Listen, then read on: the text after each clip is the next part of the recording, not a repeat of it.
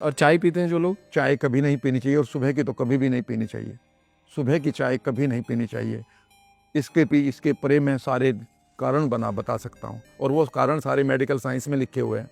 वो दूसरी बात है कि हमें नहीं बताए गए, या जो लोग बता सकते हैं उनके पास इतनी भीड़ रहती है कि उनको पर्चा लिखने में टाइम नहीं मिलता। 1 लाख में 1 डॉक्टर आ रहा है।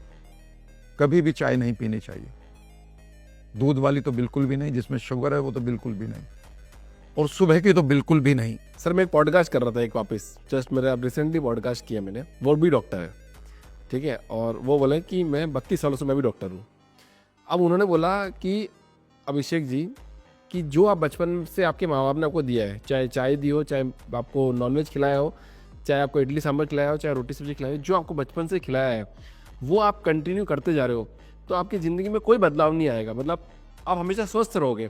बट अगर आपने बोला कि मैंने चाय पी रहा था, मैंने छोड़ दी, मैं नॉनवेज खाता था, मैंने छोड़ दिया, मैं नॉनवेज नहीं खाता था, मैंने खाना स्टार्ट कर दिया, तब आपको ये ऑटो इम्यून डिसीज़ और ये सारी चीज़ें आने चालू हो जाएगी।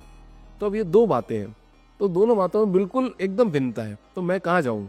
मैं आपको सिंपल सी बात बताऊं, एक रूल के अंदर चलते हैं सर। हाँ all the things being constant the rule works. हाँ एक कहावत है, हाँ all the things being constant the rule works. कोई भी रूल तब काम करता है जब बाकी चीजें कांस्टेंट हो। हाँ फॉर एग्जांपल, मैं एक चौराहे पर खड़ा हूं और मेरी लाइट ग्रीन है और मैं अपनी कार दौड़ा रहा हूं, ये मानते हुए कि मेरा एक्सीडेंट नहीं होगा क्योंकि मेरी लाइन ग्रीन है। याद रखिएगा, वो तब तक नहीं होगा जब तक कि जो रेड लाइट पर खड़े हैं वो नहीं चलेंगे। गोट माई पॉइंट? Got it.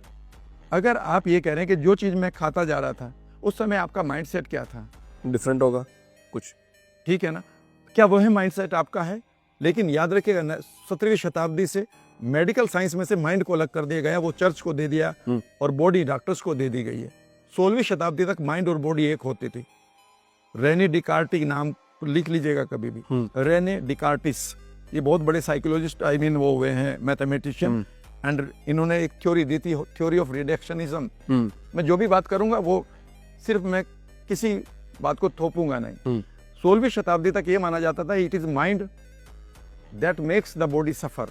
ये माइंड है जो बॉडी को सफर करवाता है, और बॉडी एक सफरर है, ठीक है ना। जब बीमारियों की बात आई तो रेने डिकार्टी, जो सिर्फ एक मैथमेटिशियन था, उसने एक बेकार की बेवकूफ़ी की, मैं बेवकूफ़ी की इसलिए कह रहा हूँ कि उसके पास यही वर्ड लिखे जा रहे हैं।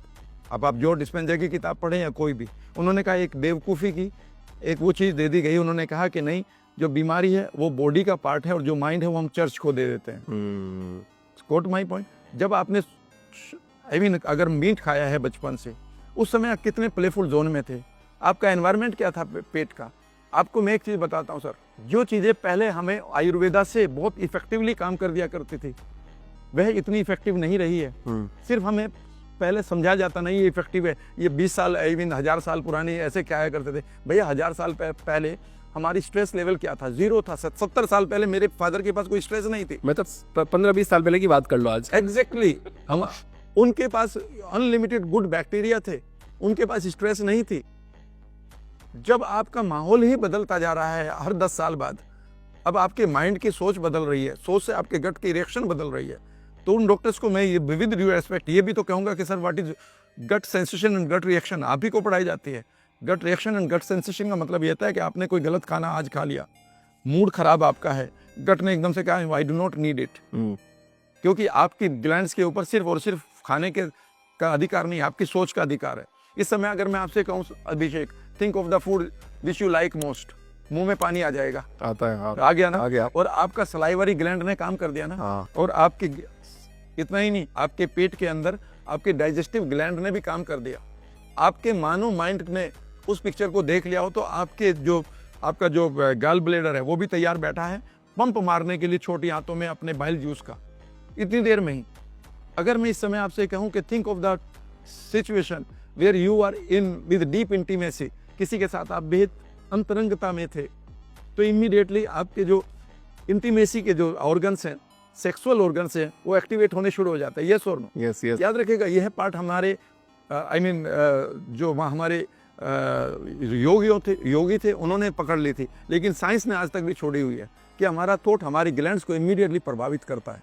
बिल्कुल करता है। समझ गए मेरी बात? अगर मैं इस समय स्ट्रेस्ड हूँ, उस साइको इम्यूनोलॉजी के रेट की तरह इस समय मैं स्ट्रेस्ड हूँ, यार क्या करूं, नोटबंदी आ गई, सारे पैसे बर्बाद हो गए, इस समय मेरी सारी ग्लैंड्स जो हैं नेगेटिव काम कर रही हैं, और ऐसे में मैं वही मीट खा लूं या वही दूध पी लूं या वही खाना खा लूं जो बचपन में खाया है, याद रखिएगा अब वो ट्रिगर बदल चुका है इतनी देर में।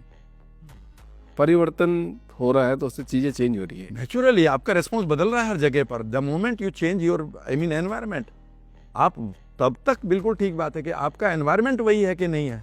कॉन्टेक्स्ट जब आपने बदल दिया तो कंटेंट बदल गया। सर आप अपनी ससुराल में दूल्हे हो मामा के गांव में तो आप वही छोटे बच्चे हो जिसको कोई भी आम खिला देता था, अपने घर में बैठा के थप्पड़ भी मार देता था। हाँ। तो कॉन्टेक्स्ट में डिफरेंट है।